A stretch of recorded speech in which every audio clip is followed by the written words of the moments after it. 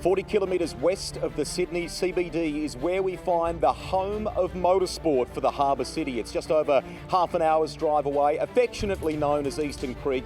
These days its term, or its correct title, is Sydney Motorsport Park, and it's a great precinct, a great hub for the sport in this city, surrounded by all sorts of great industry, and the track itself is booked out nearly 365 days a year with some sort of motoring and motorsport activities. A very fitting location indeed to stage the grand final of the Shannons Nationals for 2018.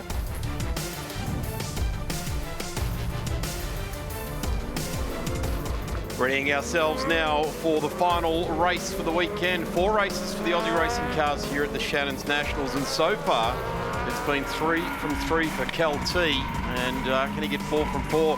Darren Smith here with Dan Herrera. Final race, is he going to string it together? I reckon he's a pretty good chance, to be honest.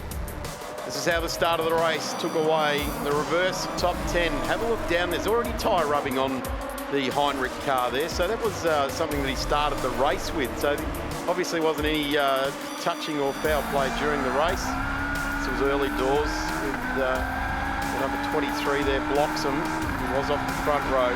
It wasn't too long before we saw the 2 fastest cars here this weekend range their way up into the front. It was Heinrich and the Osborne's transport car. And wow, that was that massive slide that we saw there for Chapman. Ended up home in 6th place, threw everything at it. Didn't he what? He had it really stepping out on the rears into turn 1 a couple of times. As we saw Kyle Ensby, after a slow start, making his way through the field. He got up to 30, and in the end, this was a move on Chapman at turn 6. And this was Kel Tressida making the decisive pass on Joel Heinrich. Just got it turned in. A bit more compliant at Bond Bend, turn 2 at Sydney Motorsport Park. Yeah, I guess Joel Heinrich sort of allowed that. He had to open the steering wheel up, otherwise he was never going to get there. There's the checkered flag, and it was Kel Tressida who's been dominant so far here this weekend. That will be interesting to see. It hasn't harmed Tressida so far, so he starts this one from position 1 alongside Heinrich. Josh Anderson and Kyle Ensby make up row 2. It's Blake Skibberus and Reece Chapman off row 3. Justin Rougier, who was hampered by electrical problems in that last race, we saw him slow. He's out of P7 alongside Brendan Tuckers, Jono Bloxham and Craig Thompson rounding out the top 10. It is set to be a 22-car field again. Troy Jones and Hayden Cox rounding out the grid.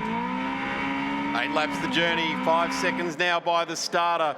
Watch that 4th row for Justin Rougier, but it's on the front row. Kel Tressida gets away with it nicely.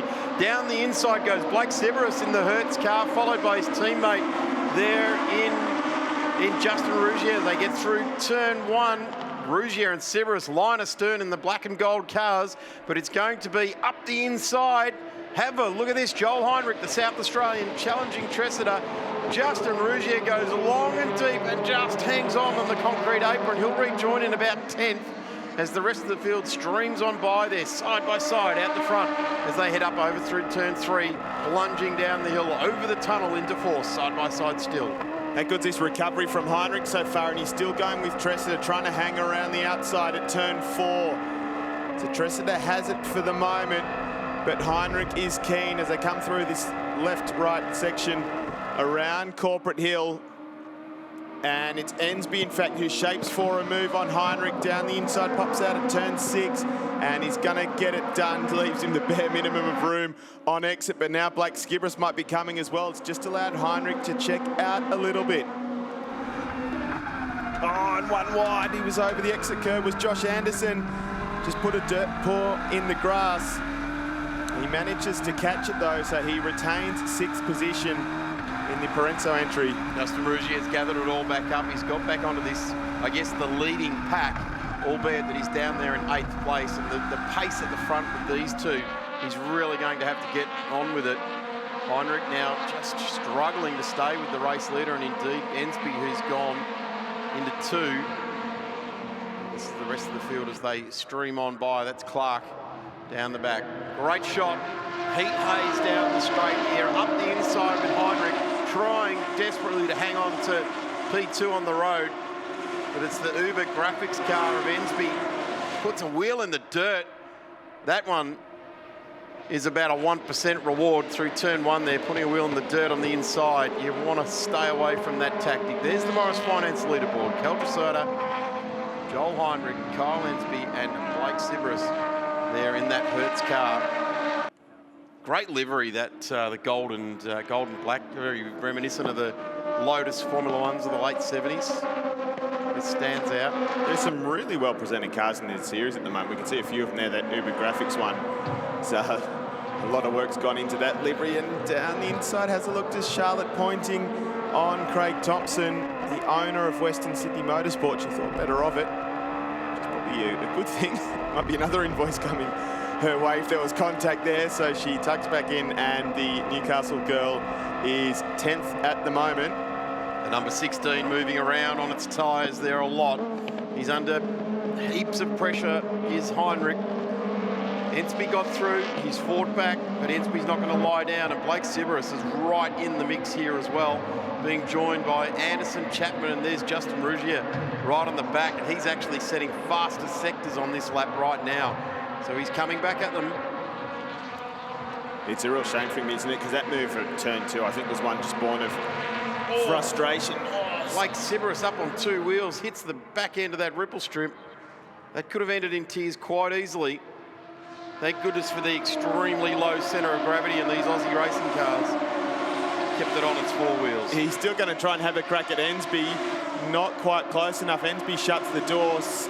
Rougier was looking for a move a bit further back as well, but he's just going to have to bide his time. Now Anderson has a look as well down the inside of Skibris at turn 2. As he pull it up, slides well wide. Didn't he ever? Not this time. Didn't he ever?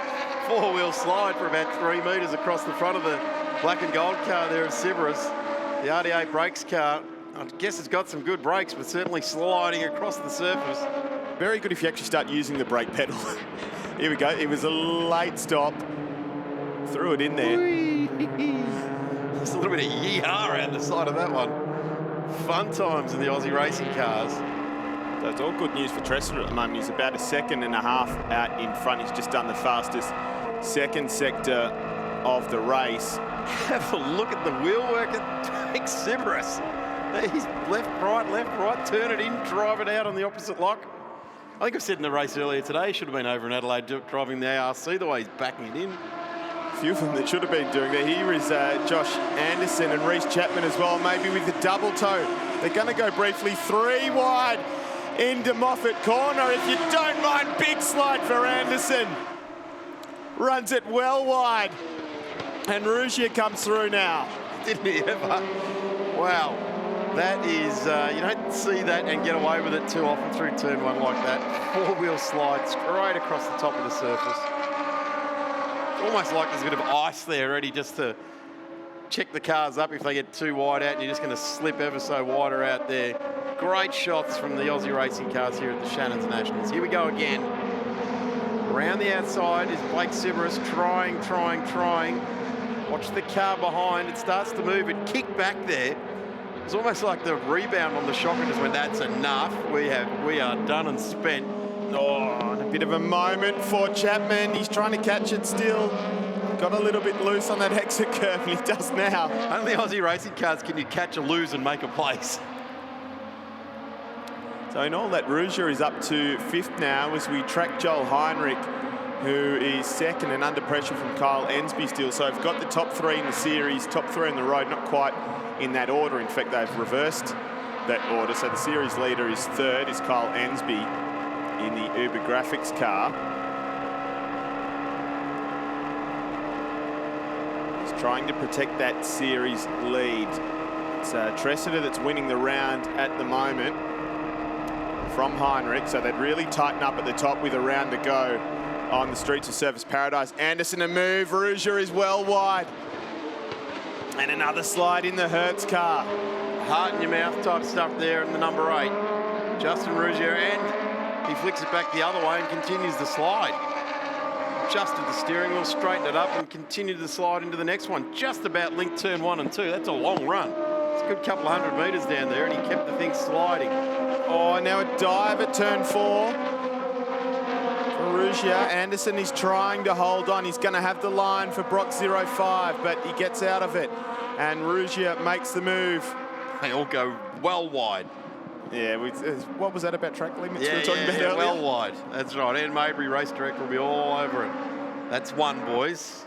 Next time, out comes the flag. It starts to become a bit like a push to pass, doesn't it? You can have three. Yeah. Right, you've got two to go. Yeah, You've got one to use them wisely. Yes, indeed. The idea is don't have any left at the end of the race. Around through the hairpin. They go, power down. Dirt in the air, running wide there. Gee, Rougier's absolutely wringing the neck of it. He's had a tough run with mechanical issues with that car this weekend. Let's hope he can bring it home and get the checkered flag this afternoon. He'd certainly like to be further up than fifth, that's for sure. He's got the work to do. Once he gets onto the back of Sybaris and Ensby, it's the old motor racing story. It's one thing getting onto the back of someone, it's them getting past.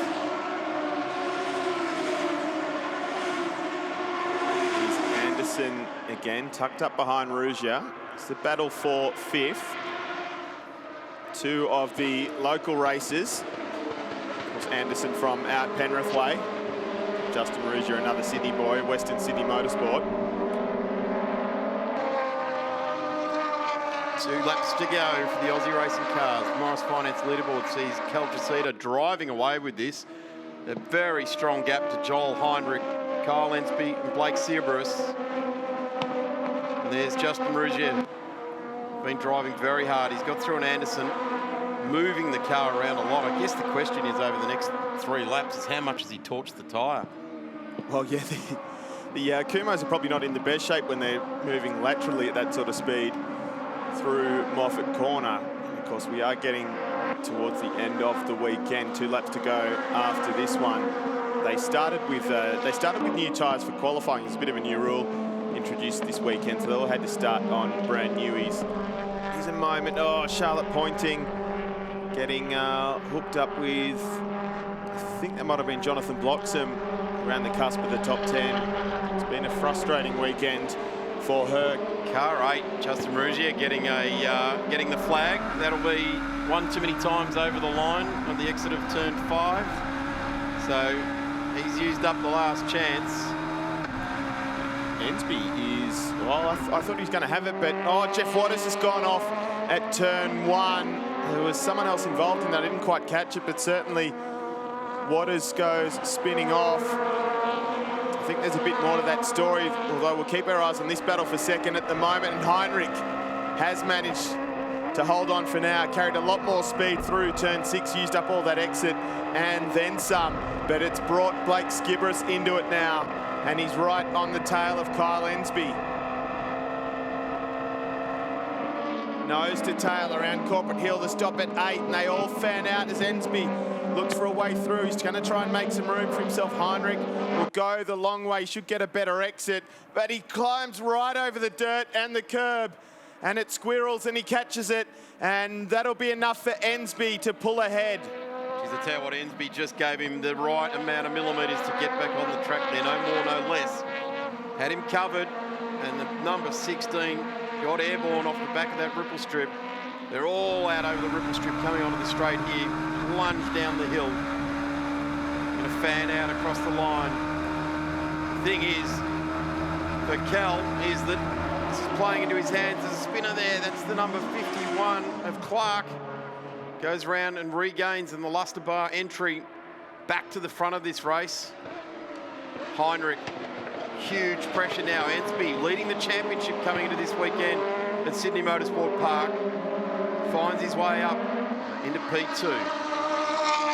But they're really ragging it now. You can still see them throwing them around into and out of the corners.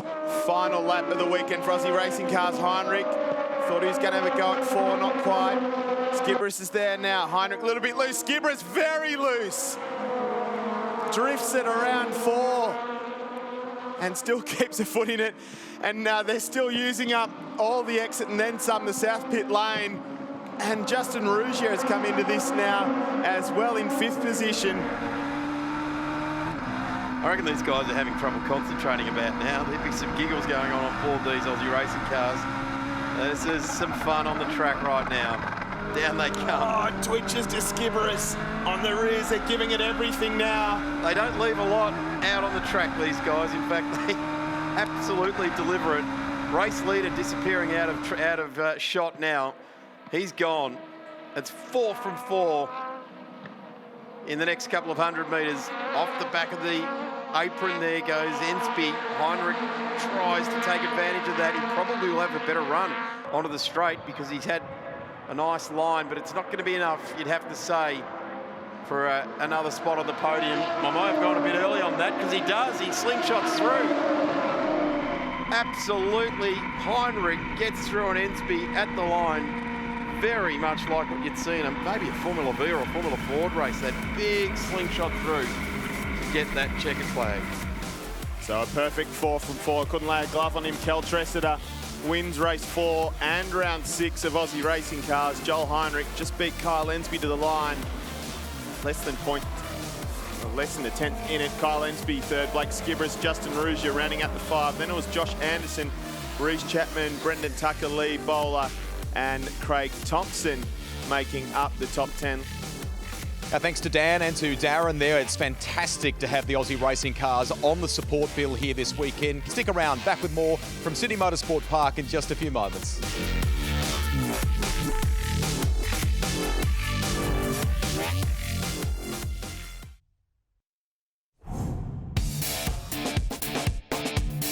The Confederation of Australian Motorsport is the governing body for all kinds of categories. Just a stone's throw from the Shannons Nationals this weekend, the Australian Motorcarna Championship is happening at Quakers Hill. Can I dive in here, boys? Sorry about this. Andrew Collier, nice to catch up with you. You've won the title on a number of occasions, and it's great, this, isn't it? Because youngsters can come and play. And well, the idea of the sport is to get people from the age of 12 having a lash. My daughter still drives this car. She's 31. She's been doing it since she was 12. It's made her a much better driver on the road, which is what we're trying to get across to everybody.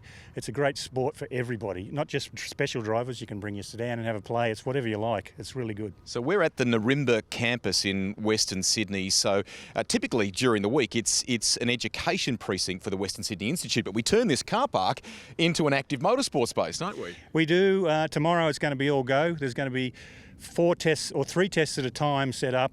And in the end, we're going to go through 12 tests. It's going to be whoever can do those tests pinpoint accurate without making a mistake. Remember, 1 flag is 5 seconds, so that will blow your day. At the end of the day, there's probably going to be a couple of seconds between first, second and third, so you can't afford to make any mistakes.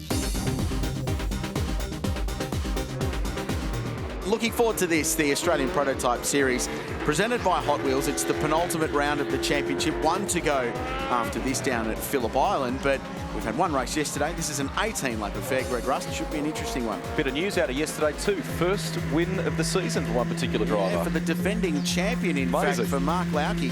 To celebrate, he's got himself on the front cover of the Sunday Mail in Adelaide today.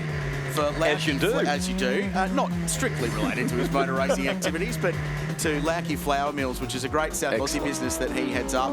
This race is a rolling start. This is how they line up. It is Lauke on pole. This is how they finished the race yesterday. Jason Macris second, the championship leader. John Paul Drake and Peter Padden in the Radical from third. It's all Radicals from here on in. Carmelo Bonaventura will go from 6th. Stephen Champion and Tony Haggard will be ones to watch from 9th and 10th. And amongst them, Chris Sutton and Phil Hughes, who's a regular in the championship. Field set for a rolling start. Mark Lauke in the middle of the field. The green and black car is Jason Macris, the championship leader. Gee, it's a messy rolling start, but JP Drake looking down the inside. The gold and black Wolf GB08 gets a whole shot down the inside and wheel to wheel with Lauke. Macris sweeps across in front. Lauke second, Peter Padden going the long way round at turn 1 in the Radical. There's 3 different cars in the top 3 as they go to turn 2. Great stuff from Padden on cold tyres through turn 1, and he got a yield from that, didn't he? Yeah, he really did. Garth Walden, who's running this car, said we're really excited about this 18-lap race. We think the Radical's better over a longer distance. So watch for the Sydney sider to come on strong in car number 31 as this race evolves. But it's the championship leader, Jason Macris, in the Wolf GB08 CN prototype, who leads the field. The defending champion second, Padden third, John Paul Drake in 4th place. Great start. Phil Hughes 8th to 5th on the opening lap, and pretty bold around the outside of turn 1 on cold Kumho tyres. You'll notice at the front some differences in the beautiful, sleek designs of these machines. There are different chassis, and the Wolf's a real eye-catcher, isn't it? Yeah, they are, and they're a proper international-style prototype that race at a very high level. This is the first time we've seen them racing in Australian motorsport. 3 cars in the country, 2 running this weekend. We've had Sage Murdoch in the 3rd car for Jam Motorsport this year. He's not here this weekend. We're hoping that car's back out for the final round of the championship. So this is an 18-lap race. There'll be a little bit of conservation involved here, Rusty, managing a race distance. This will be 30 minutes of pretty competitive motorsport here as Padden is under pressure from Drake, who gets a very good run out of the final corner, and a slipstream on the one down into turn 1. Let's see what happens in the braking zone uphill into turn 2. Nice defensive stuff there from Padden. He takes the mid-track and makes it very difficult for Drake. Meantime, look at the battle unfolding here. I thought Lauke in that final few corners before they come onto the main straight here at Sydney Motorsport Park looked a little loose. In fact, I think he's having a real dip. He's having a real crack here at trying to get by Macros. It's been a challenging start to his title defence across the first 3 rounds, Rusty, and it hasn't gone to plan for the South Australian. Really delighted to grab his first win in his title defence yesterday. He's still in the hunt. He can still win this championship with a big weekend here. Needs to take some points out of Jason Macros, who leads the standings. But the series has a points calculation where you drop your 2 worst races at the end of the year. Not a drop your worst round, but 2 races out of the course of the season. Macros has been super consistent. So in a scenario like that, he actually loses out more compared to the guys that have had a DNF or a low score, like Mark Lauke and like JP Drake. That's why the championship is still very much up for grabs. Just looking at the timing, looks like, is that a 5-second penalty for Drake that's being applied there? So he jumped the rolling start. I thought he went really early from the 2nd row. He looked like he was out of line as well, and that's why he got down the inside there at turn 1. Lauke tucked up under the big rear wing of the Wolf GBR8 as he goes down into turn 1. The little West WX10 1000cc motorcycle engine. The car weighs 500 kilos, ringing wet. Big Honda power plant in the Wolf that leads the way. It's got more grunt, but it's almost twice the weight of the car behind. So they're vastly different ways of extracting speed out of 2 cars that ultimately do a very similar lap time. And that's reflected, in fact, in some of the times we're seeing in the various sectors. That's changing now, but Lauke was very quick on that previous lap through Sector 1, Padden quick through Sector 2, and Drake was the fastest through Sector 3. And there are 3 different types of race cars doing it. Yeah, exactly right. And if there's ever a racetrack that's going to expose the strengths and weaknesses of different cars, it's Sydney Motorsport Park, with a combination of a really long straight, some real high speed, high aero corners, and then a couple of slow corners. Wow, off the road, JP Drake at turn 7, that really fast left-hander at Corporate Hill, and you could see him shaking his head that he was able to catch that and keep the car on the road without having a big accident, or B, a really high-speed spin. Let's look here at the replay. We're not quite sure, you know, clearly he may not have been on the ideal line, or perhaps going just a little too hot through that corner. A little bit wide, perhaps, and just out in the marbles there. The car looked like it had some understeer. It's a big aero corner, so they use all the downforce available to them to commit there.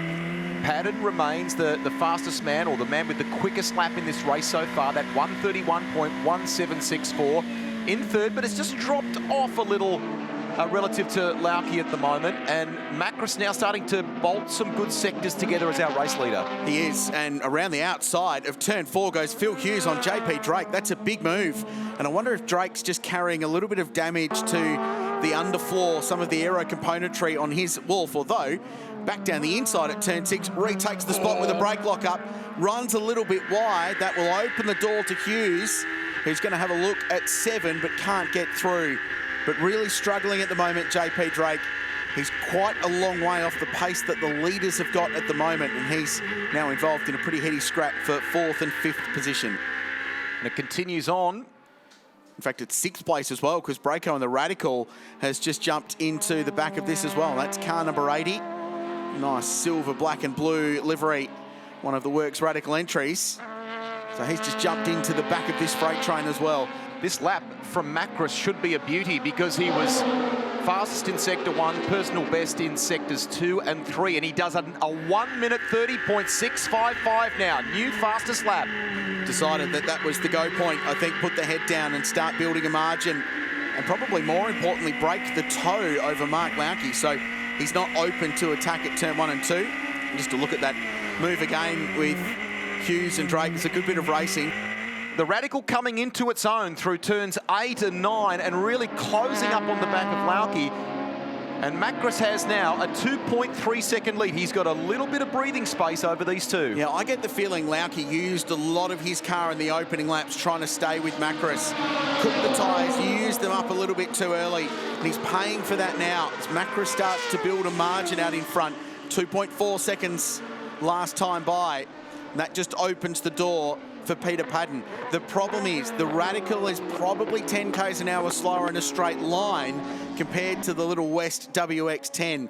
So the key overtaking opportunity at turn 2 at this venue is going to be really tough for Peter Padden. He's going to have to commit at turn 9 at the hairpin and then just hope he can pull a margin so that Lauke doesn't get past again. Lauke responds quickest in the first sector. He's gone purple through there as we continue to watch this battle a little bit further back. So Hughes and Medlin, 32. Lock break. That was from our race leader, I think, Macris, was it? Yeah, he's pushing so hard, Rusty, to try and build this margin. And he's torched that inside front Kumo a couple of times in a row.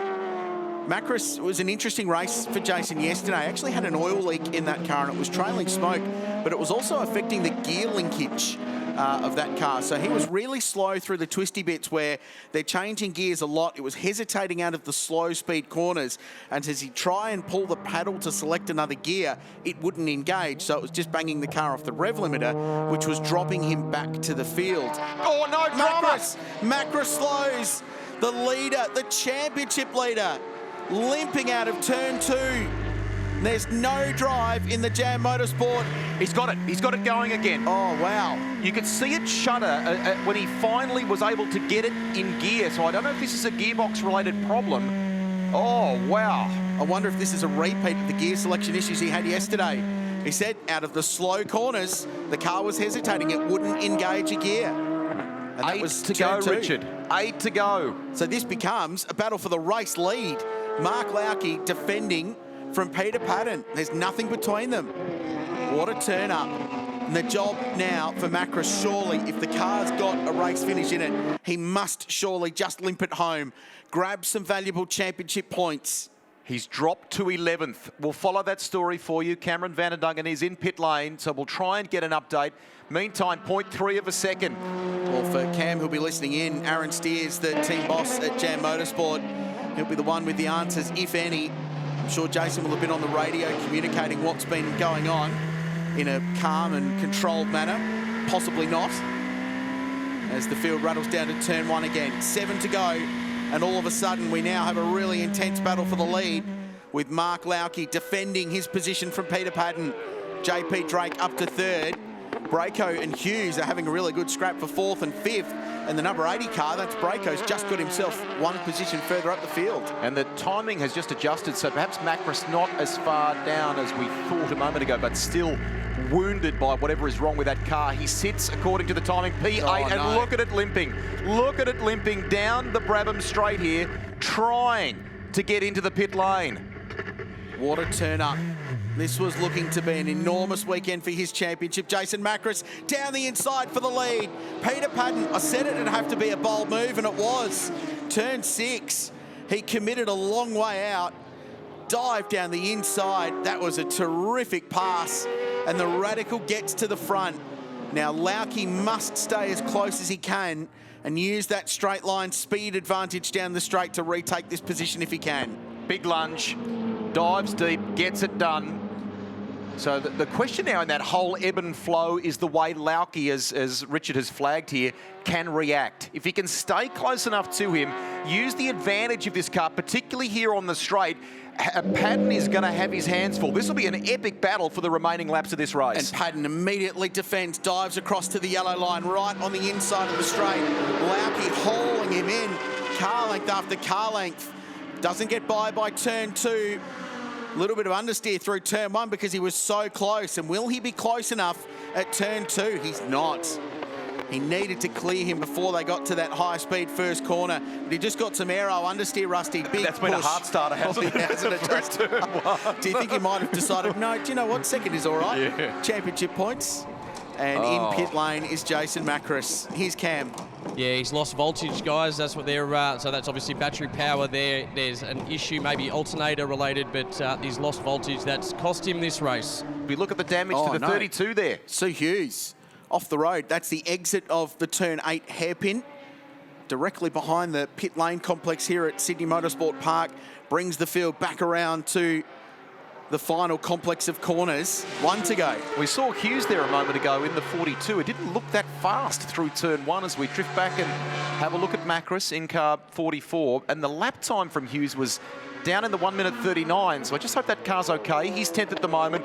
We concentrate back on the race lead. This is second position at the moment. So Lauki looking like wrapping up a great weekend. He trails Padden by 3.7 seconds now. So Padden in the Radical with only a handful of corners left to go. Looks like taking the final one out for the weekend here. Mark Lauki's gone in conservation mode, Rusty, so that gap's dropping. It's about a second a sector at the moment. So he's just going to settle for second and bring that car home. JP Drake, only 1.8 seconds to Braco in 4th place, so he's looking down the barrel of losing a podium here in the race. The round result may be different. He may still hold P3 on the podium overall for the weekend. But this has been hugely important for Mark Lauki. He's going to become the 4th different round winner from 4 rounds this year. And Peter Padden, what a drive. This will be one for the highlights reel, you'd think, in his career. The Sydney side has strung together a really nice 18-lap run here at Sydney Motorsport Park. He's going to come down the Brabham Straight and take out race 2, the Australian Prototype Series presented by Hot Wheels.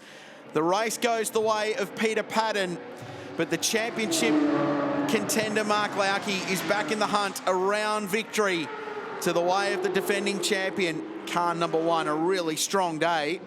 And JP Drake has been hauled in by the number 80 Radical right towards the end of this and just edges him out for 3rd and 4th, but of course with a 5-second penalty will drop behind him in the final results.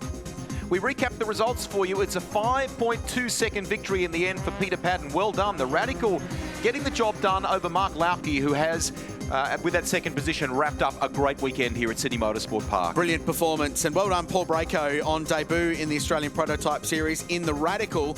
Just gets past JP Drake there, of course. Drake with a 5-second penalty for a start line infringement. Chris Sutton 5th and Carmelo Bonaventura in 6th place. Champion Claire, Philmeister and Hughes rounding out the top 10 in race 2 of the Australian Prototype Series. We need a break. When we return, we'll go racing for real right after this.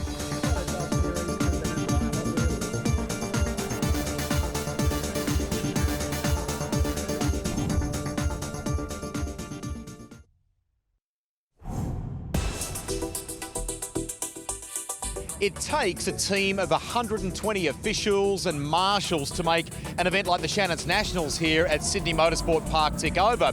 If you've ever thought about coming and enjoying some motor racing in the best possible way, get involved. Check out the CAMS website and you could maybe do what Steve's been doing here, 12 years. Yeah, 12 years. Yeah, Tell me, your exact title is Chief Scrutineer this weekend, is that right? It is, that's correct, yes, yeah. And you go everywhere, from Formula One to... Give us a sense of the events you cover. Well, I do about 35 a year. So anywhere from grassroots motorcarnas, rally sprints, state rounds, hill climbs, you name it, I'll do it, yeah. And the people that you work with, I mean, there's some tremendous people that are a part of it this weekend. They're as passionate about it as you and as the drivers are, aren't they? They are, they all are, and it's good because we've got a nice tight-knit group. We all pretty much travel here, there and everywhere together, so it's really good. Motor racing by nature, Steve, is a game where everyone looks for advantage. When you're on the tools here and you're checking out the cars and scrutineering them, what kind of things are you looking for and checking? Oh, we're just more or less checking like the ride heights, make sure they comply with the rules or their regulations, doing the scales or the weights and those sorts of things. We might do some fuel checks, those sort of things, make sure no funny things in the fuel and those sorts of things. So yeah, as we all know. All right. Well, we've enjoyed catching up with you. Thank you for chatting to us. Thank you for the great work that you're doing here and continuing to do for motorsport. So there you go, just one of the many officials here this weekend.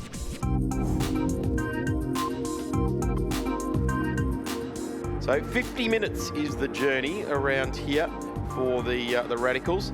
Being joined by Tony Shebeki. We've done a number of these races now together, Tone, haven't we? And looking forward to seeing how this one plays out for the Radicals. Yeah, we certainly have, Daz. Good morning to you. It is the final race of the season for these guys. They've been around. They've been to Bathurst, they've been to Phillip Island, Queensland Raceway as well was one of their other circuits. Chris Perini will start from pole position, and Peter Patton from second. Those two had a great battle yesterday. Perini led the race all the way through until the pit stops, and then all of a sudden Patton took him under pit stops by about half a second. Perini waited until the last 3 laps of the race to take the lead back, and he did that well. John Beck, Brad Nielsen, Simon Haggerty making up our top 5, Daz. Peter Clare to John Paul Drake, who will be running dual duties in his race meeting this weekend, trying to take the prototype championship as well, which will be on track very soon. So we'll watch how his weekend continues to go, and we wish John Paul Drake all the very best in his adventures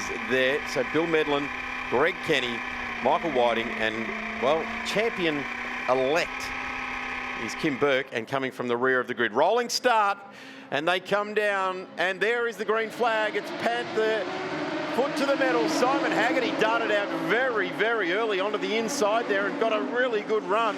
He's grabbed another gear and just absolutely streamed past Beck there. So Beck got a new engine overnight, and he's been gazumped by the car behind him at the start of the race. So really good, strong start there by Simon Haggerty. But he's going to go 3 wide with the other protagonist there into turn 2, and that will be Beck and Clare. So watch for Peter Clare. He's pushing on this weekend as well. A couple of cars returning, and that is the car in second place currently. Peter Patton had a bit of a mid-season sabbatical, and we've got one down the wall. That's the number 66 of Mitchell. Wow, I almost thought that was the other multicoloured car of Kim Burke there, so that would have been not good. Not good at all. The number 38 weaving there, trying to get a bit of tyre temp in during the race there. So obviously feeling not as gripped up as he'd like to be, but certainly costing himself a little bit of time there. The number 77 of Beck right behind. Then it's Clare, Haggerty, and there's Kim Burke. Geez, playing conservatively. As he should. He only needs to finish, and rightly so. He won't do anything to tamper with that situation for him. So just get that clarified for me, Daz, if you could. If Burke doesn't finish for some reason, Perini has to win? Has to win and get fastest lap. And get fastest lap, okay. So, yeah. So still a lot to play out, even if Burke doesn't. If he doesn't finish. Yeah. Correct. So at the moment, Burke needs to get to the line, and Perini comes streaming on through. Patton, you know, good on Kim Burke, play the long game. He came into this year, he's been the bridesmaid so many times in the championship hunt. Enjoy this weekend and, you know, waltz away with the big silverware. There's that big off for the 66 in Mitchell. Just went left and hit the grass and lost all control of that. Yeah, there's way too much toe out and, toe in and caster there now for that car to continue. It was right there. You can see where he's gone off and hit the pace sign as he comes down. There's the Morris Finance leaderboard. We thanks Morris Finance. Got the great driver's lounge here at the track as well. So a really good inception there by Morris Finance. Perini, Patton, Nielsen, Beck, Clare, Simon Haggerty, his father Tony. There they are there, 6 and 7. It's Simon in the number 5. So his dad's gone streaming on through there. In fact, he's picked up 2 spaces there on Peter Clark. They're streaming on by Clark. Has he got an issue? Appears as though he does, because coming around is going to be Kenny and Whiting. And fights back again, puts Simon Haggerty back one more spot. So battles raging. Here's the number 66 of Mitchell in the lane. No, turn it off. That's it. Turn it off. They saw the wheel wobbling around. There's no way that that can be repaired throughout this race. Mitch Nielsen is a bit of a wild card, I suppose, here on his race yesterday. The fact that he's moved himself up to 3rd place and is only within 2 seconds of the lead. So really giving himself every opportunity to be within this race, and may even pick up extra seconds on Perini through the pits. So I mentioned the success time which is added to these cars, and this is how it's going to play out. Chris Perini will have pit stop time of 85 seconds plus 25, so that's a long It's time. 105, that's 95 seconds in total. Yeah, that's a long stop. Oh, sorry, a minute 35 in total. That's a long stop there. So Simon Haggerty will have 80 plus 20, so that's 100 seconds. So it's, again, That's similar 5 time. seconds difference. Yep.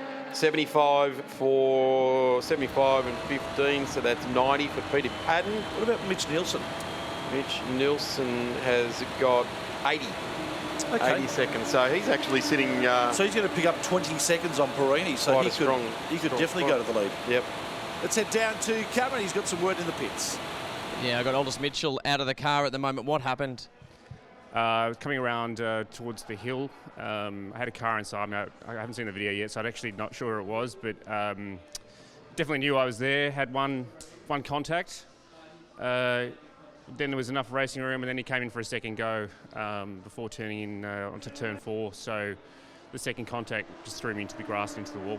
I think he arrived at the wrong race meet. I think he was supposed to be dodging cars this weekend. Hard luck. Yeah, thanks. And there it is. Chris Perini's gone wide. Padden pounces side by side up into the left-hander kink. This is going to put him outside at the top, but no. Chris Perini says, righto, you want that more than me there, Pete. Away you go. And Mitch Nielsen's had a big wake-up at the wheel there as well, because he's been called on to respond. Really cool colour in the Nielsen car. It's like a carbony graphite sort of look. Really catches the light as it streams on down. That day glow orange light covers on the front. I've always been more of a gunmetal grey man myself, but... Let me guess, the Sandman panel van in gunmetal grey with a bar and mirrors on it. Please, I'm excited. 15 minutes in to 35 minutes in, the pit stop window will be open. The field being told via a board at the start-finish line that they can now do their compulsory pit stops. Now, yesterday we saw it all happen pretty early, didn't we? They piled in that first sort of 2 to 3 minutes. Be interesting to see how it plays out. We've got one of the cars in the lane already. It's the guy out of 12th, and that's out of 4th. It's John Beck. So took a new engine overnight on debut here in the RAC Cup, and he's in the lane. Kim Burke, our champion-elect, goes to the lane early. In fact, he's following, is that Kenny that he's following in? There's the Beck car. So that puts Simon Haggerty up into P4. Peter Clare is the other car that's coming ahead of Kim Burke. Yep. The 47. Phil Anseline was also going to be here with us this weekend, so he's not taking any further part. And for the first time, I'm going to say almost ever, Perini nearly into the back of Padden. So the two race leaders come in together. Perini went to the dirt on the run into the lane there to try and avoid that. That was nearly very, very nasty. Now, here's a race driver resting. In the wild, kids, this is a race driver resting.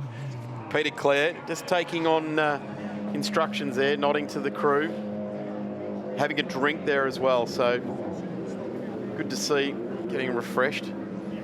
Kim Burke makes his way out as well, so his time has elapsed. Now, confirm for me, Daz, Mitch Nielsen, did you say he had 80 seconds? Because if he did, then we'd say he's probably around about the same time as Kim Burke. That was also 80 seconds. So a 2-minute 11 turnaround. You look at the difference between Mitch Nielsen now and Peter Padden is 1.2 laps, a minute 30.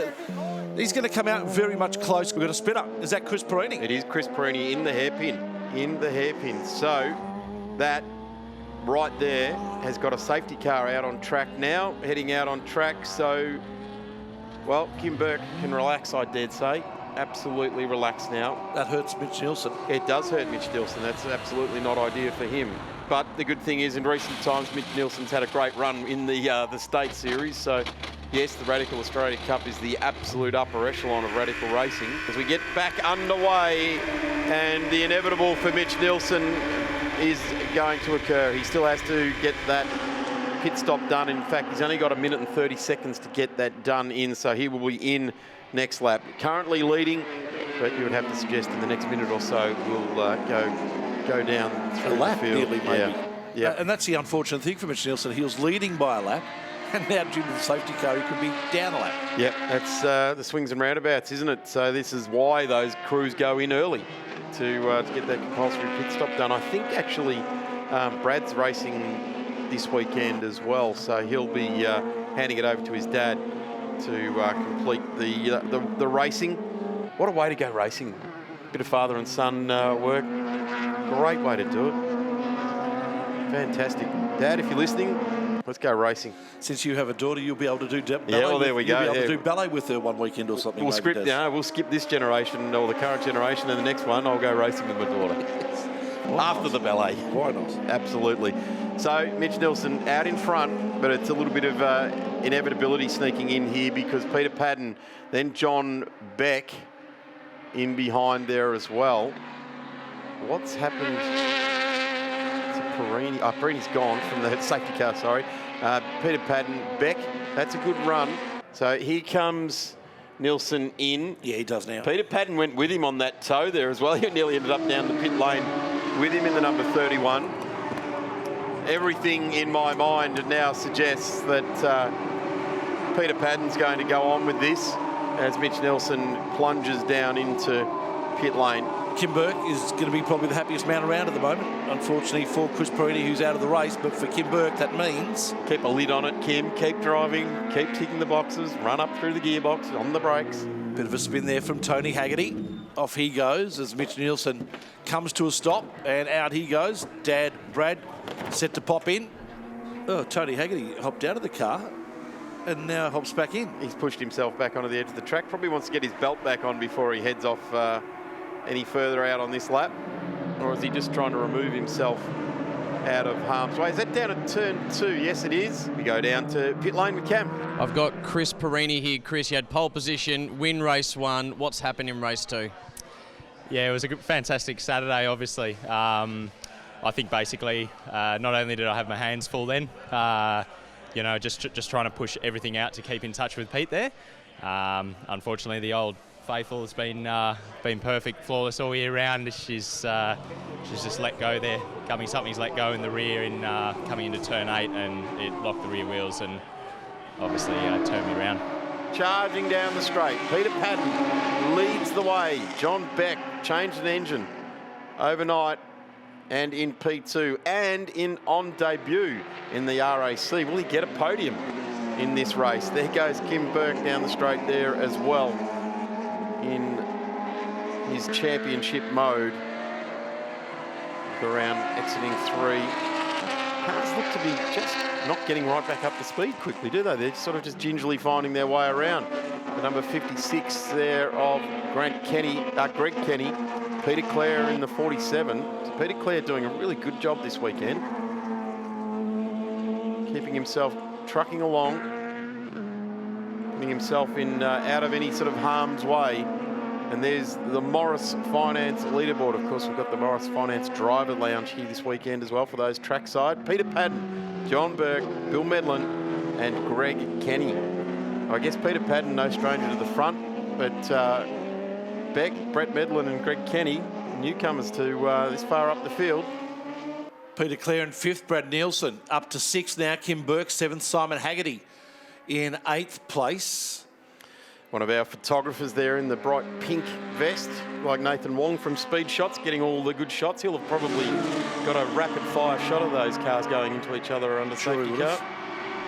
Peter Padden, though, is our leader out front and doing a nice job of it. Had a great battle with Chris Perini yesterday throughout race 1, the 50 minutes there. And that battle continued today up until just after the pit stops. But unfortunately for Chris Perini, something went at the back of his car. We heard that, and it turned him around at the hairpin. And as a result, out of the race now, Chris Perini. And finishing in 11th place for the meet. As Peter Padden looks to make his way home.